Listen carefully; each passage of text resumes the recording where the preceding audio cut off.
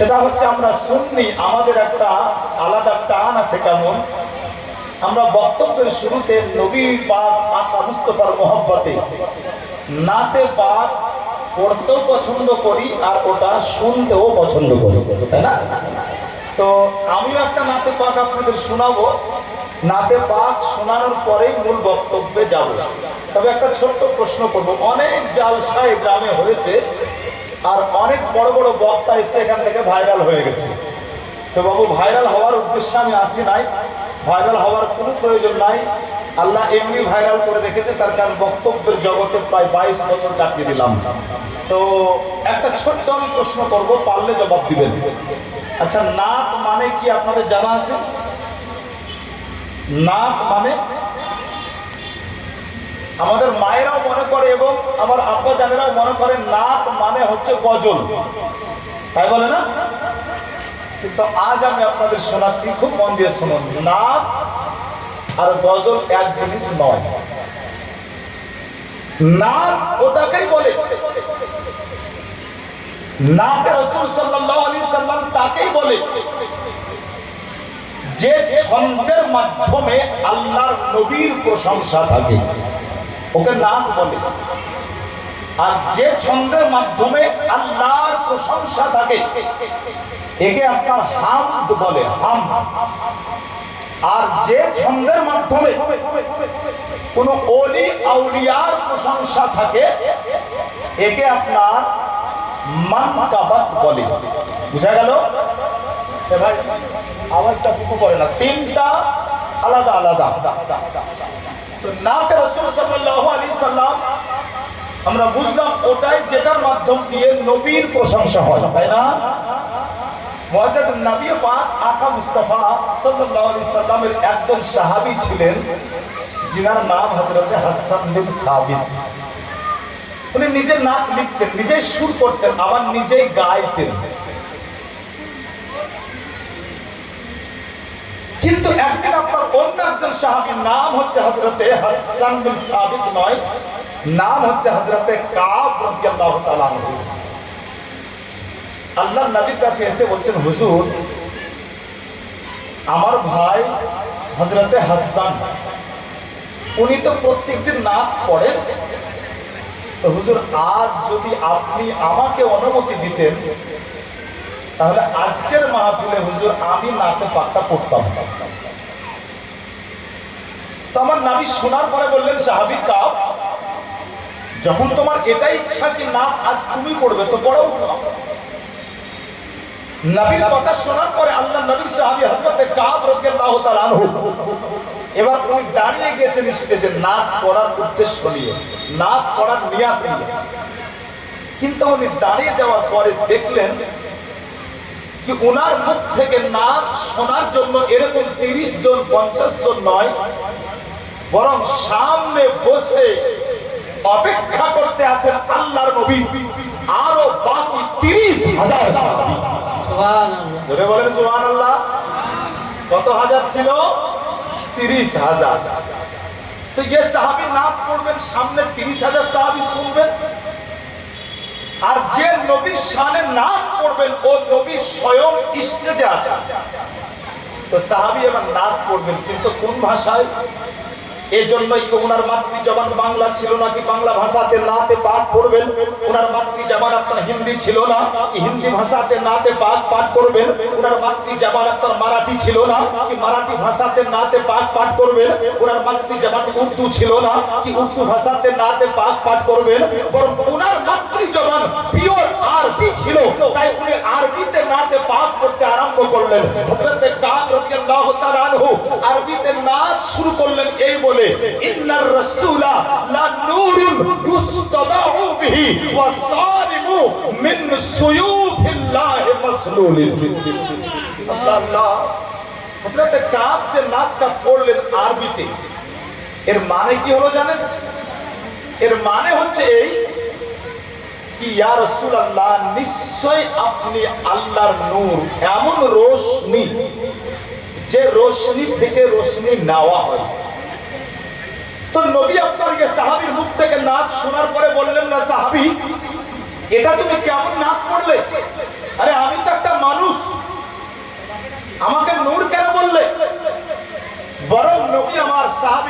থেকে নাচ শোনার পরে একটা কাজ করলেন। কাজ কি ছিল? তো আল্লাহ নবীর সাহাবী ওই সমাজে আপনার নবী পাক আকা মুস্তাফা একটা সুন্দর চাদর গায়ে জড়িয়ে রেখেছিলেন। নবী আমার চাদরটি খুললেন আর সাহাবী কাফের হাতে দিয়ে বলছেন, হে আমার প্রিয় সাহাবী, আজ যে নাচ তুমি আমাকে শোনালে আমি নবী এত খুশি হয়েছি, তাই তোমার মুখ থেকে নাচ শুনে আমার চাদরটি তোমাকে পুরস্কার দিয়ে দিল। সুবহানাল্লাহ। মুসলমান, নবী আমার নাচ শুনে চাদর দিলেন। এখন যদি চাদরের কথা বলি তো টাইম অনেক লম্বা হবে, আর এত ধৈর্য আপনারা রাখতে পারবেন না, এটা আমি বুঝছি। অতএব বাবু আমি ওদিকে যাব না, বাস আপনাদের মাথায় এতটুকু দিয়ে আমি আগে বাড়বো কি নাচ এমনই একটা সুন্দর বিষয় যেটা শোনার পরে নবী খুশি হয়ে নিজের সাহাবীকে পুরস্কার দিয়েছেন। ওই নাতে রাসূল আমি একটা পড়বো শুরুতে, মাশাআল্লাহ বাংলা জবানে পড়বো, আপনারা শুনবেন। আর যদি পারেন তো আমার সাথে বলবেন নামে মোহাম্মদ। আর এই নাতে পাকের পরে পরে ইনশাআল্লাহুল আজিজ আমি মূল বক্তব্যতে যাব, যে বিষয় নিয়ে আজকের এই মাহফিল সাজানো হয়েছে। তবে আসুন এ নাতে পাক শোনার পূর্বে আরো একবার নবীকে হাজির ও নাজির জেনে আকা মুস্তাফার উপরে সবাই মিলে আরো একবার আমরা দরুদে পাক পাঠ করি। আল্লাহুম্মা সাল্লি আলা সাইয়্যিদিনা মাওলানা মুহাম্মদ ওয়া আলি সাইয়্যিদিনা মাওলানা মুহাম্মদ। ज़मीन आसमाने सारा जहाने अर देखी जेखाने नामे मोहम्मद, देखी जेखाने नामे मोहम्मद। ज़मीन आसमाने सारा जहाने और देखी जेखाने नामे मोहम्मद, देखी जेखाने नामे मोहम्मद। सुमधुर अजाने पवित्र कुराने मुमिनेर ज़बाने नामे मोहम्मद। ज़मीन आसमाने सारा जहाने और देखी जेखाने नामे मोहम्मद। সুবহানাল্লাহ। যত দূর আসলাম 500 কিলোমিটার, তো মাশাআল্লাহ যেটাই সুন্নি মহল্লা পড়লো, দেখলাম সুন্নি মহল্লার গ্রাম মানে মহল্লা শুরু থেকে শেষ পর্যন্ত আমার আকা মুস্তাফার নামের ঝান্ডা লাগানো আছে। সুবহানাল্লাহ। শুধু দুনিয়াতে নয়, যদি আপনার জমিন বাদ দিয়ে আসমানে গিয়ে আপনার মাশাআল্লাহ দেখেন তো প্রত্যেকটা আসমানে আকা মুস্তাফার নাম, এবং জান্নাতের পাতায় পাতায় আপনার আকা মুস্তাফার নাম। তাই নবী বড় মহব্বতে বলেছেন, আমি আপনাদের শোনাচ্ছি। আমি প্রথমে বলেছিলাম পারলে বলবেন নামে মোহাম্মদ, একটু বলার চেষ্টা করুন, দেখুন শোনার যে আপনার আন্দাজটা পাল্টে যাবে। একটু চেষ্টা করবেন বাংলায়, যেহেতু নামে মোহাম্মদ।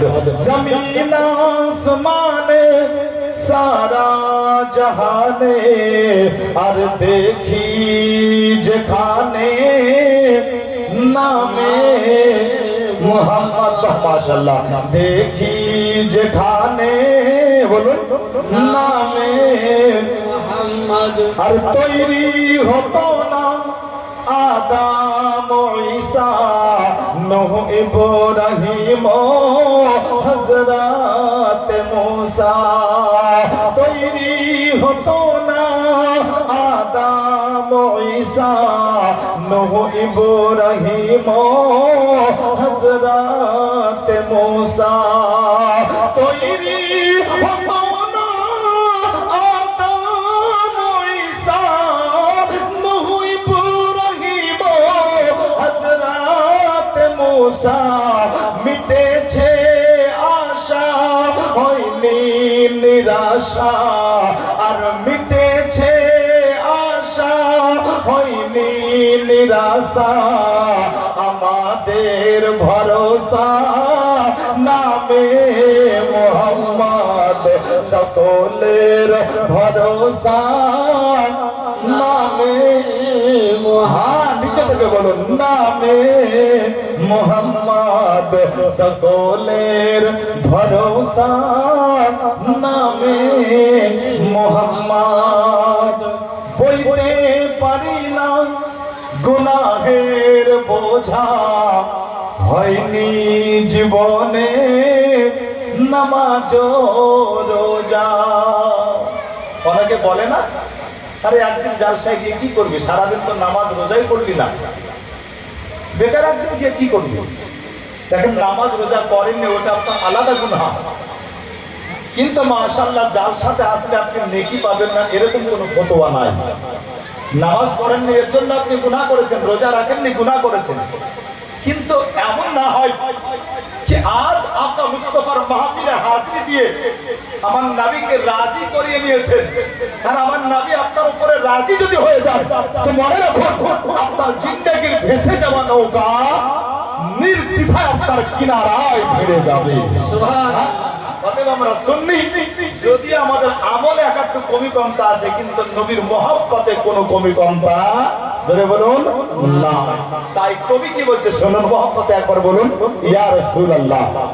বইতে পারি না গুনাহের বোঝা হয়নি জীবনে নামাজ রোজা।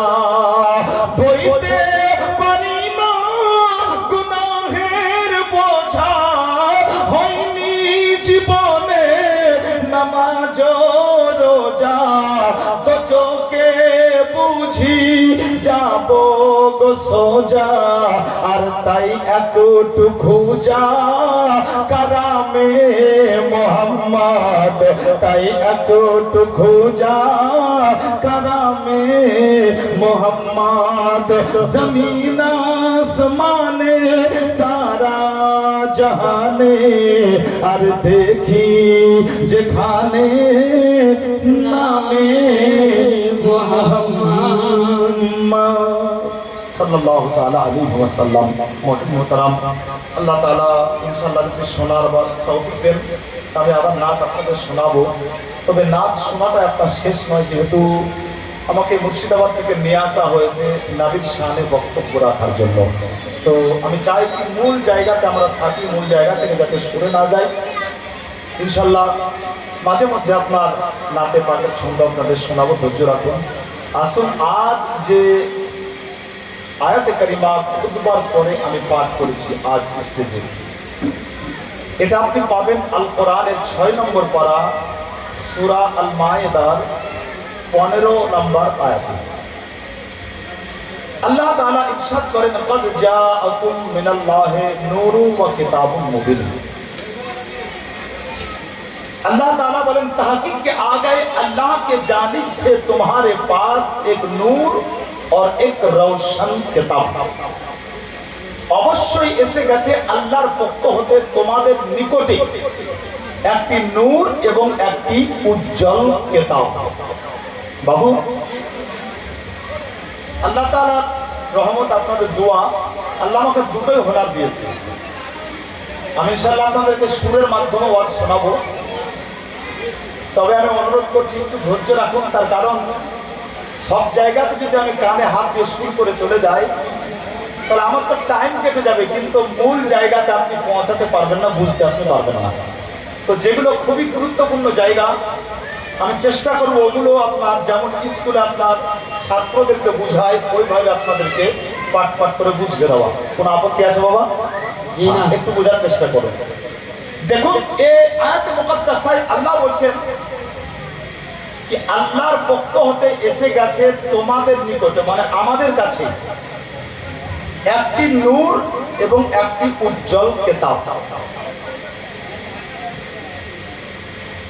ये आयत के सामने रेखे दुनियाते किछु भाई आছেন যারা নিজেকে মৌলবি দাবি করেন, ওনারা বলছেন কি যেটা নূর ওটাই কিতাব আর যেটা কিতাব ওটাই নূর।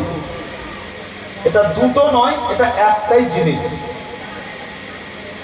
আমি আবার আয়াতটা পড়ছি, আবার বুঝেন, বুঝিয়ে দেওয়ার দায়িত্ব আমার। আল্লাহ বলেন قد جاءكم من الله نور وكتاب مبين। সুবহানাল্লাহ বলেন। এখানে এই আয়াতে একটা অক্ষর এসেছে, যে অক্ষরটা আরবিতে ওকে অ বলে। কি বলে? অ। এরা আরবি জানেন? অ। আজকে গ্রামে আব্দুর রহিম ও আব্দুল করিম এসেছে। আচ্ছা বলেন, এটা শোনার পরে আব্দুল রহিম আর আব্দুল করিমকে আপনি একই ব্যক্তি জানবেন না দুই ব্যক্তি জানবেন? দুই ব্যক্তি জানবেন। আচ্ছা, এই দুই যে ব্যক্তি, এর ভিতরে পাঁচিল কোন অক্ষরে তৈরি করলো বাংলায়? ও যে অক্ষরটা, এ ও অক্ষরে আপনার পাঁচিল তৈরি করলো, ডিভাইডার আলাদা করলো, তাই না? যে আব্দুল রহিম ও আব্দুল করিম, এ বাংলায় ও অক্ষরটা যে কাজ করে, ঠিক আরবিতে ও অক্ষরটা ওই কাজ করে যায়। অতএব যেমন মিডিলে ও ভরে দিলে পারে, ও যুক্ত করলে আব্দুর রহিম আব্দুল করিম সহজে আলাদা বোঝা যায়, ঠিক কোন শব্দ দুটোর ভিতরে যদি অ অক্ষরটাকে আপনার যোগ করে দেওয়া যায়, তাহলে এটা সহজে আলাদা আলাদা বোঝা যায়। এজন্যই গ্রামারের ভাষায় একে বলা হয়েছে লিআন্নাল আতফা ইউজিবুল মুগায়ারাতা বাইনাল মা'তুফি ওয়াল মা'তুফ আলাইহি। এই অ শব্দটা, এই দুটো শব্দের ভিতরে আপনার পার্থক্য চাই।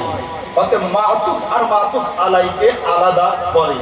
মজাদ আমার এই শব্দটা আপনার কাছে ভারী হলেও ওলামায়ে কেরাম আছেন এই গ্রামে, আমি শুনলাম, যদি তাদের কানে যাচ্ছে তাদের কাছে এটা ভারী নয়, তারা বুঝতে পারছেন আমি কোন গ্রামারের আপনার জায়গাতে দাঁড়িয়ে কথা বলছি। আপনারা বুঝে নেন কি এ নূর আর এ কিতাব দুটো আলাদা, দুটো এক নয়। এবং নূর মানে কি? তো এখানে আল্লাহ এই আয়াতে নূর বুঝিয়েছেন আমার নবীকে, আর উজ্জ্বল কিতাব আল্লাহ বুঝিয়েছেন পবিত্র আল কোরআনকে। সুবহানাল্লাহ। সুবহানাল্লাহ। তাহলে বুঝতে পারলাম সহজে, নূর হচ্ছেন আমার নবী আর উজ্জ্বল কিতাব হচ্ছে পবিত্র আল কোরআন। আচ্ছা, ये नबी के पाक आका मुस्तफा হচ্ছেন নূর।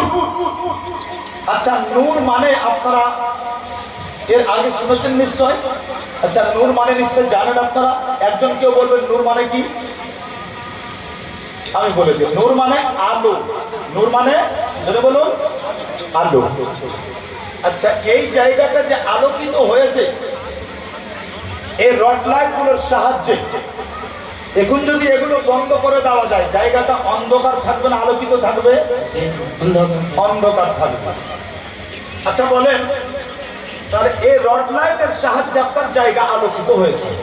বা আরেকটা জবাব দেন, এই রডের আলো কি প্যান্ডেলের পিছনের কাপড়কে ভেদ করে পিছনের জায়গাটা আলো করতে সক্ষম?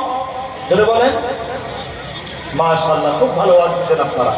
তাহলে খুব সহজে বুঝতে পারলাম এই রড লাইটের আলোতে এত পাওয়ার কি এই দেওয়ালকে ভেদ করে, কাপড়কে ভেদ করে পিছনটাকে আলোকিত করতে পারে।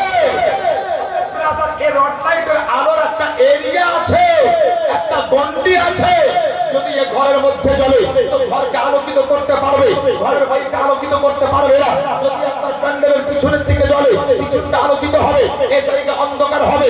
অতএব এর ভিতরে পাওয়ার এত নয় কি দেওয়ালকে পাঁচিলকে ভেদ করে আলোকিত করতে পারে। কিন্তু আসুন বিরাদার, আমার নবী হচ্ছেন কেমন নূর। তো ও নবী পাক আকা মুস্তাফা সাল্লাল্লাহু তাআলা আলাইহি ওয়াসাল্লাম কেমন নূর, এ সম্পর্কে আল্লাহর কোরআন শরীফের তাফসীরে লেখা হয়েছে। আল্লাহু আকবার। যে তাফসীরটা বড় গ্রহণযোগ্য তাফসীর, যে তাফসীরের নাম হচ্ছে তাফসীরে সাবি। তাফসীরে সাবিতে কি লেখা হয়েছে? তো তাফসীরে সাবিতে লেখা হয়েছে সুমিয়া নূরান লিআন্নাহু ইউনাব্বিরুল বাসাইর ওয়া ইয়াহদিহা লির-রাশদ ওয়া লিআন্নাহু আসলু কুল্লি নূরিন হিসসিন ওয়া মা'a নাবিয়্যিন, সুবহানাল্লাহ বলেন। সুবহানাল্লাহ। নবীর নূর কেমন? তো নবীর নূর এত পাওয়ারফুল কি নবীর নূরের আলোতে মানুষের বাইরেটাও আলোকিত হয়েছে, আর মানুষের আপনার এই চামড়াকে ভেদ করে ও নূর ও আলো মানুষের অন্তর পর্যন্ত আলোকিত করে দিয়েছে। তাই মানুষ বেরাদার অন্ধকার থেকে বেরিয়েছে, জুলমের আপনার অন্ধকার থেকে বেরিয়েছে, মানুষ আপনার সহজ সরল পথ পেয়ে গিয়েছে। সুবহানাল্লাহ। নবীর নূরের কোন এরিয়া না আপনার লা মাহদুদ, ই আপনার এই চামড়াকে ভেদ করে মানুষের অন্তরকে আলোকিত করে মানুষের অন্তর থেকে পাপকে দূর করে দিয়েছে। এ পাওয়ারফুল নূর হচ্ছে আমার নবীর নূর। সুবহানাল্লাহ। এই নূর সৃষ্টি করলেন কবে? আল্লাহ। তো বিরাদার, আমরা সুন্নি, আমাদের দাবি হচ্ছে এই যে আল্লাহ সব আগে নবীর নূরকে সৃষ্টি করেছেন। আচ্ছা, আপনারা কি মানেন? আমার নবীর আগে কিছু সৃষ্টি করেছেন আল্লাহ? কিছু সৃষ্টি করেননি। সব আগে আল্লাহ কি সৃষ্টি করেছেন? জোরে বলেন, আর একটু জোরে বলেন। কাকে? নবীকে।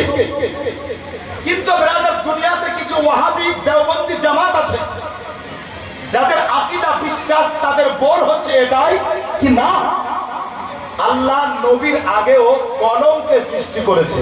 আচ্ছা, তো কলমকে সৃষ্টি করেছেন আল্লাহ, এটা তোমাদের দাবি বলে? হ্যাঁ।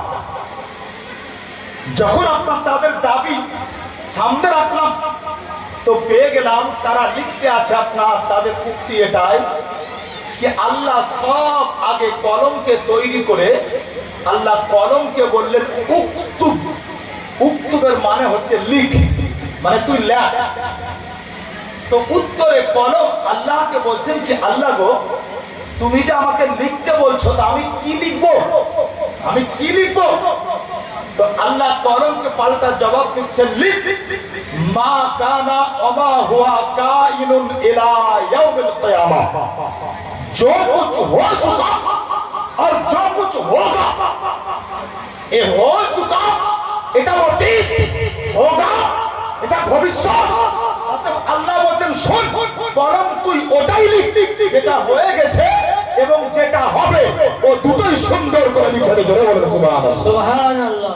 এবার খুব সহজ একটা প্রশ্ন মাথায় আছে, আল্লাহ যদি কলমের আগে কিছু সৃষ্টি করেননি, তাহলে আল্লাহ কেন বললেন কি কলম তুই ওটাই লিখ যেটা হয়ে গেছে, আর ওটাও লিখ যেটা হবে?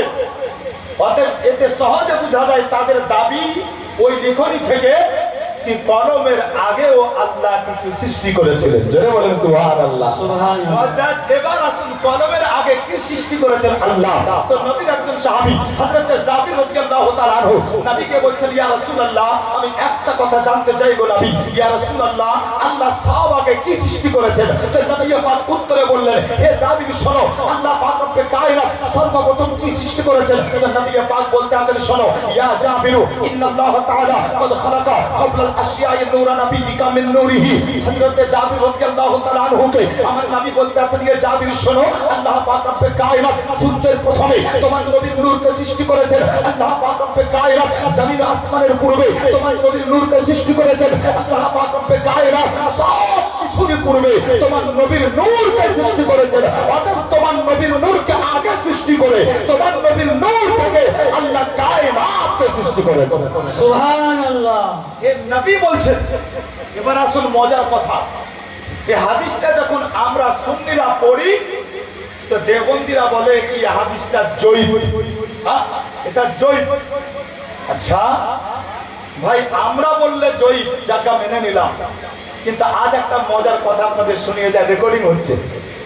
দেওবন্দিদের যিনি বড় মৌলবি, যাকে ওনারা হাকিমুল উম্মাত বলে, নাম আশরাফ আলী থানভী, উনি একটা কিতাব লিখেছেন নাশরুদ্দীন ফি যিকরিন নবিয়্যিল হাবিব। আর এই কিতাবের 25তম পৃষ্ঠা হতে উনি একটা বাব বেঁধেছেন, চ্যাপ্টার, অধ্যায়। এই বাবের নাম কি দিয়েছেন? নূরে মুহাম্মাদি কে বয়ান। অতএব নূরে মুহাম্মাদির বর্ণনা। আশরাফ আলী থানভী নূরে মুহাম্মাদের চ্যাপ্টারে প্রথম যে হাদিসটা এনেছে ওই হাদিসটাই যেটা আমি এক্ষুনি আপনাদেরকে পড়ে শোনালাম, যেটা বলে সুবহানাল্লাহ। তো ভাই লিখা যদি জায়েজ হয় তাহলে বলা কেন জায়েজ হবে না? তোমার কিতাবে লেখা আছে, তোমার বড় মৌলবি লিখেছে আল্লাহ নবীকে আগে সৃষ্টি করেছেন, আর আজ বর্তমানে এসে তুমি তোমার বড় মৌলবিকে অস্বীকার করছো, বলছো কি না নবীর আগে কলম সৃষ্টি করেছে। আলহামদুলিল্লাহ সুম্মা আলহামদুলিল্লাহ, আমরা সুন্নি নবীর প্রেমিক, আমরা এটাই বিশ্বাস রাখি যে আল্লাহ আমার নবীর আগে কাউকে সৃষ্টি করেননি। দাদা, ও নবীকে আল্লাহ যখন দুনিয়াতে পাঠাবেন তো আল্লাহ দুনিয়ার সিস্টেমে নবীকে আমার মা আমিনার পেটে পাঠালেন, মা আমিনার গর্ভে। যে রাত্রিতে নবী আসলেন মায়ের পেটে, নবীর মা আমিনা বলছেন আমি ও রাত্রিতে জানতে পেরেছিলাম যে আজকে আমার পেটে নবী এসেছেন। সুবহানাল্লাহ বলবেন না? সুবহানাল্লাহ। অনেক মা আছেন, আমিও কোনো মায়ের লাল জোড়হাত করছি, বুঝাবার জন্য বলি। দুনিয়ার থিওরি বলছে যে রাত্রিতে মায়ের পেটে সন্তান আছে, একজন মাও বলতে পারে না যে আজকের রাত্রিতে তার পেটে সন্তান এসেছে। পরে ওটা জানাজানি হয় যখন আপনার পিরিয়ড বন্ধ হয়ে যায়। কিন্তু নবীর মা আমিনা বলছেন কি না, যে রাত্রিতে নবী এসেছেন আমার পেটে, আমি ও রাত্রিতে জানতে পেরেছিলাম যে আজকে আমার পেটে নবী এসেছেন। আর একবার বলুন না সুবহানাল্লাহ। সুবহানাল্লাহ। ও বিশ্ব নবীর মা আমিনা, হে নবী মাতা আমিনা, কেমন করে তুমি জানলে নবী এসেছেন তোমার গর্ভে? কেমন করে তুমি জানলে নবী এসেছে তোমার পেটে? এজন্যই কি থিওরি বলতে আছে যে রাত্রিতে নবী আসেন, যে রাত্রিতে একজন সন্তান আছে মায়ের গর্ভে। একজন মা বলতে পারে না আজকের রাত্রিতে আমার পেটে সন্তান এসেছে, কিন্তু তুমি একজন নবীর মা হয়েও কেমন করে বলতে পারো যে রাত্রিতে নবী এসেছিল তোমার পেটে?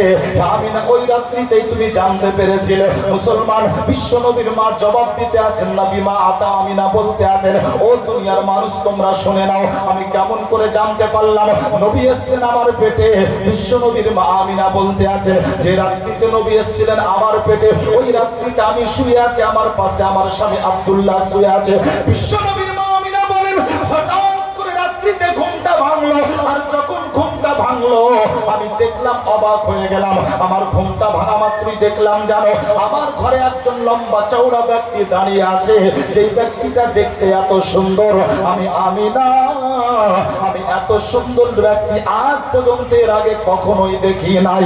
কিন্তু আমি যখন তাকে দেখলাম আমি চিন্তা করতে লাগলাম, বলে আল্লাহ গো, আমার ঘরের দরজাটা বন্ধ আছে, আমার ঘরের জানালা বন্ধ আছে, তাহলে এই লোকটা নিশি রাত্রিতে আমার ঘরে কেমন করে প্রবেশ করলো? আর এইটা চিন্তা করে আমি আমিনা আমার মনে একটু ভয় চলে আসলো। আর যখন আমার মনে ভয় উদয় হলো আমি আমার স্বামী আব্দুল্লাহকে ডাকতে আরম্ভ করলাম। আর যেমনি আমার স্বামী আব্দুল্লাহকে ডাকতে লাগলাম, দাঁড়িয়ে থাকা ওই ব্যক্তি আমাকে বলতে লাগলো, হে আমিনা, আব্দুল্লাহকে ডাকার কোনো দরকার হবে না। হে আমিনা শোনো, আমি তোমার কোনো ক্ষতি করার জন্য আজ তোমার ঘরে আসি নাই। বিশ্ব নবীর মা আমিনাকে বলতে আছে, আমিনা শোনো গো, আজকে তোমার কোনো ক্ষতি করার জন্য তোমার ঘরে আসি নাই। হে আমিনা, শুধুমাত্র আল্লাহর হুকুমে তোমার ঘর পর্যন্ত আসলাম, শুধুমাত্র একটা খবর খুশির তোমাকে শোনাবো, আর খুশির খবরটা শুনিয়ে দেওয়ার পরে আমি তোমার ঘর থেকে আবার বিদায় নিয়ে নেব। যখন আপনার কথাগুলো শুনেছিলেন মা আমিনা, সাইয়েদা মা আমিনা বলেন আমার মন থেকে ভয়টা দূর হয়ে গেল।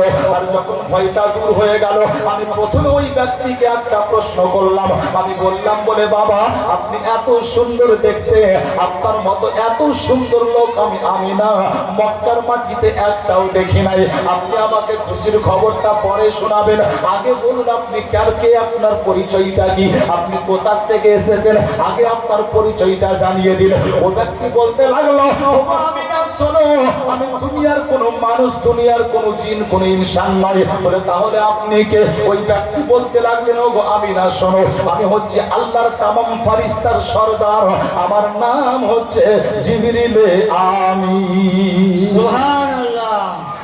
সাইয়েদা মা আমিনা বলেন জিবরিল আমিন আমাকে বলতে লাগলো, হে আমিনা, আজ আমি নিজের ইচ্ছায় তোমার ঘরে প্রবেশ করি নাই, আজ আমি নিজের ইচ্ছায় তোমার ঘরে আসি নাই।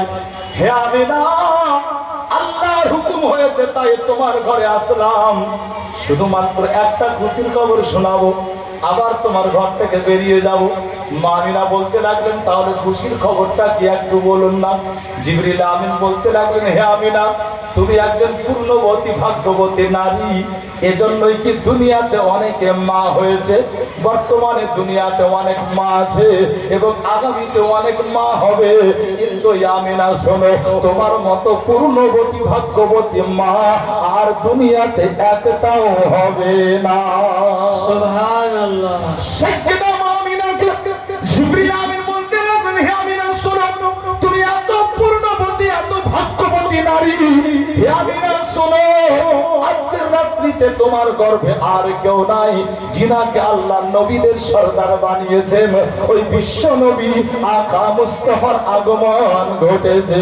সুবহানাল্লাহ, সুবহানাল্লাহ। মা আমিনা বলতে আছেন, আমি এরকম করে জানতে পারলাম যে রাত্রিতে আমার নবী আমার পেটে এসেছিলেন, ওই রাত্রিতে আল্লাহর হুকুমে জিবরিল আমার ঘরে এসে আমাকে খবর দিলেন, আমিনা, তুমি পূর্ণবতী ভাগ্যবতী নারী, তুমি নবীর মা হতে চলেছো। সুবহানাল্লাহ।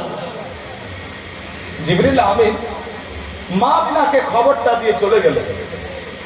আর যখন পৌঁছালেন সিদরাতুল মুনতাহায়, সিদরা হচ্ছে জিবরিল আমিনের আসল জায়গা। তো যেমনই সিদরাতে পৌঁছা, আল্লাহ পাক বলছেন, জিবরিল কোথায় গিয়েছিলেন?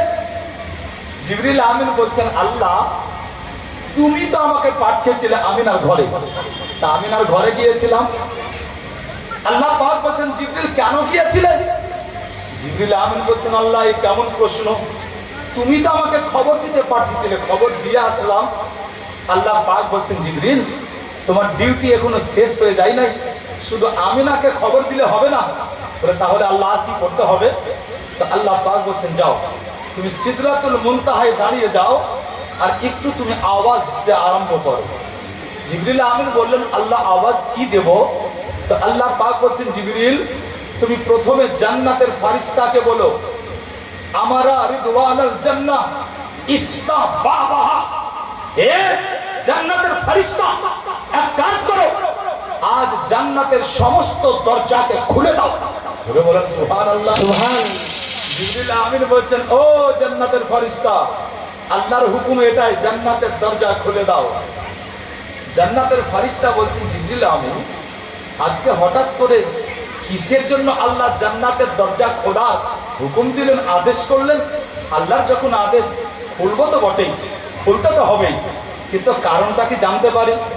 জনাবে জিবরিল আমিনকে আল্লাহ পাক বলতে আছেন, ও জিবরিল এক কাজ করো, সিদরাতুল মুনতাহায় দাঁড়িয়ে যাওয়ার পরে এবার তুমি এলান করে দাও, ঘোষণা করে দাও।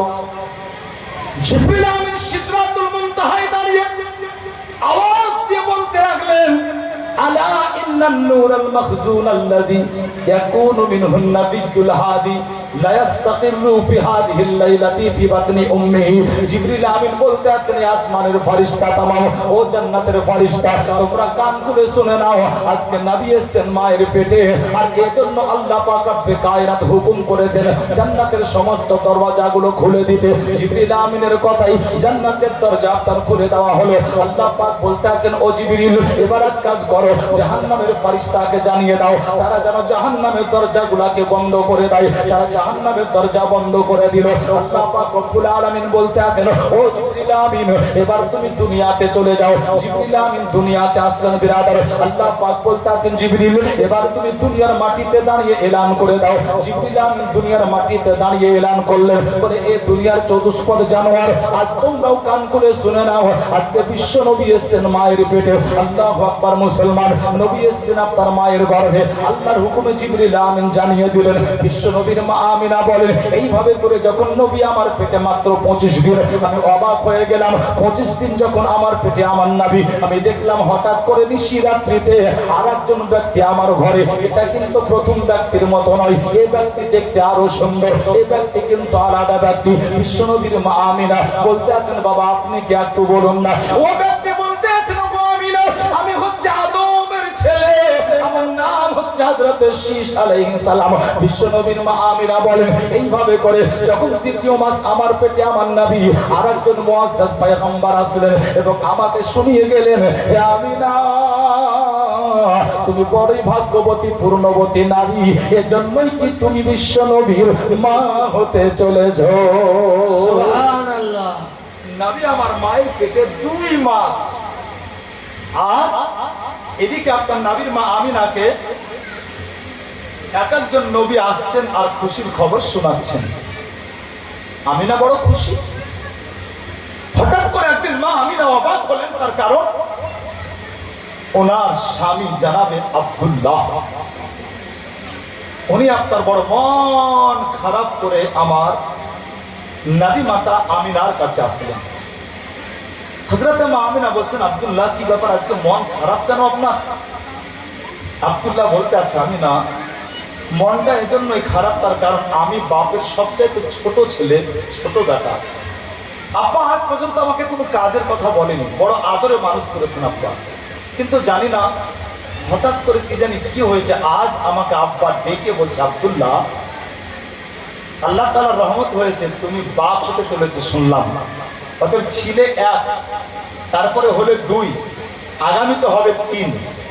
বাবা আমারও বয়স হয়েছে, অতএব আস্তে আস্তে তোমারও বোঝা বাড়ছে, যদি তুমি কোনো কর্ম না করো তাহলে আমার ইন্তিকালের পরে তুমি খাবে কি, কেমন করে তোমার সংসার চলবে?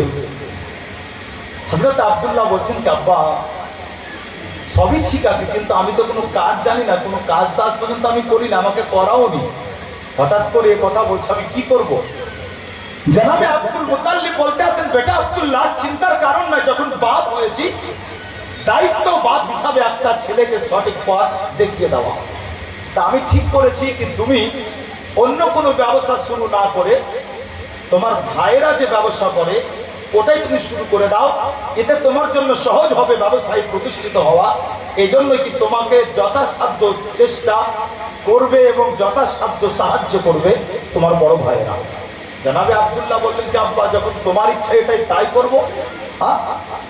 হযরত আব্দুল মুতাল্লিব বলছেন, বেটা যদি তোমার এটাই ইচ্ছা হয়, আমার কথা মানতে চাও, তাহলে যাও, এক্ষুনি বাড়িতে যাও, ঘরে যাও, আর যেগুলো প্রয়োজনীয় জিনিস তুমি গোছগাছ করে নাও, আগামীকাল সকালেই তোমাকে মক্কা ছেড়ে তোমার ভাইদের সাথে শাম দেশে যেতে হবে।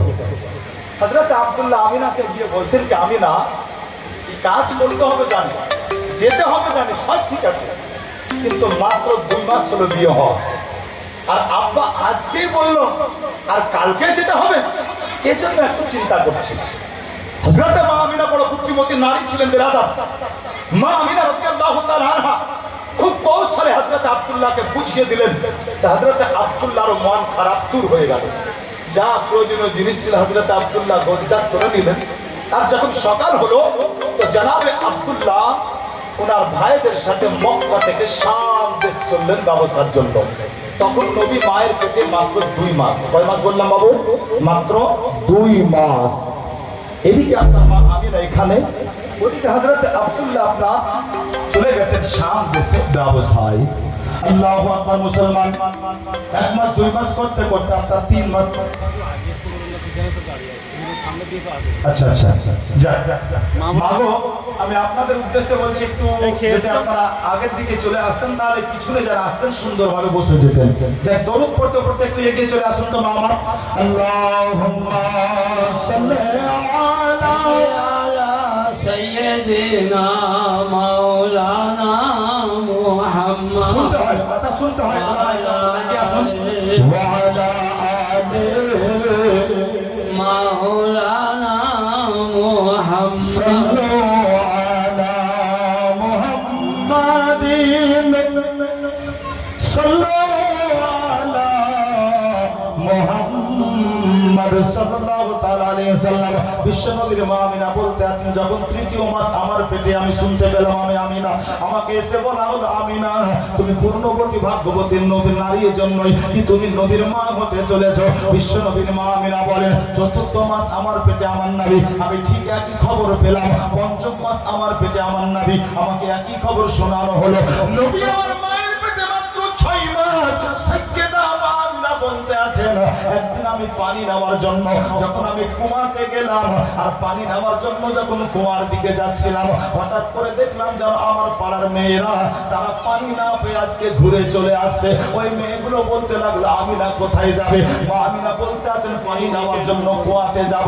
ওই মেয়েগুলা বলতে লাগলো আমিনা আজকে কি হয়েছে জানি না, আজকে কুয়ার পানি আমরা তুলতে পারলাম না, এত চেষ্টা করলাম তারপরেও তুলতে পারলাম না। বিশ্বনবীর মা আমিনা বলেন আমি জানি পাড়ার মেয়েগুলো আমাকে কেউ মিথ্যা কথা বলবে না, এজন্যই কি আমিনা কাউকে আমি মিথ্যা কথা বলি না। সাইয়েদা মা আমিনা তাই পাড়ার মহিলাদের কথাগুলো শুনে এবার পানি পাবো না মনে করে এবারে আপনার বাড়ির দিকে মুখটা ফিরিয়ে নিয়েছেন। যেমনই আপনার মা আমিনা কয়েকটা কদম বাড়িয়েছেন বাড়ির দিকে, হঠাৎ করে মা আমিনার কানে একটা আওয়াজ আসলো। আওয়াজ তো শুনতে পাচ্ছেন আমিনা, কিন্তু আওয়াজ কে দিতে চাচ্ছেন বিরাদার দেখতে পান না। সাইয়েদা মা আমিনা শুনতে পাচ্ছেন জানো কে বলতে আছে, ওগো আমিনা খবরদার তুমি বাড়ি যাবে না। এজন্যই কি দুনিয়ার কোন মা যদি আজকে পানি না পায়, আমিনা তুমি পানি পেয়ে যাবে। এজন্যই তুমি বাড়ি না গিয়ে এক কাজ করো, তুমি কুমার কাছে চলে যাও। সাইয়েদা মা আমিনা বলেন বারবার যখন আওয়াজটা শুনতে লাগলাম আমি মুখটা ফিরিয়ে নিলাম, আর বাড়িতে না গিয়ে আমি আস্তে আস্তে করে কুমার কাছে গিয়ে পৌঁছে গেলাম। সাইয়েদা মা আমিনা বলেন যেমনই আমি কুমার কাছে পৌঁছালাম আমি অবাক হয়ে গেলাম। আমি দেখলাম আমিনা আজকে কুমার পানিগুলো অটোমেটিক উপরে হয়ে গেছে, আজকে দড়ি দিয়ে বালতি বেঁধে নামাতে হলো না। আমি আমিনা খুব সহজেই যেন আমার পাত্রটা পানিতে লোড করে নিলাম, আর পাত্রটা পানিতে লোড করে নেওয়ার পরে আমি আমিনা এবার বাড়ির দিকে চলতে লাগলাম।